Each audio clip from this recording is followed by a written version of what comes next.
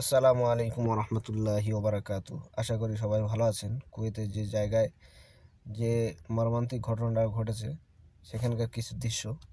এই পর্যন্ত 49 জন মারা গেছে আমাদের ইন্ডিয়ার। টোটাল 45 জন মারা গেছে। কেরালার হচ্ছে 23 জন, তামিলনাড়ুর হচ্ছে 7 জন, অন্ধ্রপ্রদেশের 3 জন এবং উড়িষ্যার 2 জন এবং অন্য অন্য জায়গার একজন করে এভাবে মারা গেছে। তো এখানে ঘটনা ঘটেছে একমাত্র গ্যাস থেকে। আর একটা পাওয়া যাচ্ছে, সূত্র পাওয়া যাচ্ছে যে সিকিউরিটি গার্ডের রুম থেকে শর্ট সার্কিট হয়েছে। এই কারণে এখানকার মানুষের আর্তনাদ। পুলিশ প্রশাসন ঠিক টাইম মতো যদি না আসতো আরও কত মানুষ মারা যেত। আল্লাহ পাক সবাইকে হেফাজত করুক। যাদের বাড়ি আত্মীয় স্বজন মারা গেছে আল্লাহ পাক তাদেরকে সবরে জামিল দান করুক। আপনারা সবাই দোয়া করবেন। ভিডিওটা লাস্ট পর্যন্ত দেখতে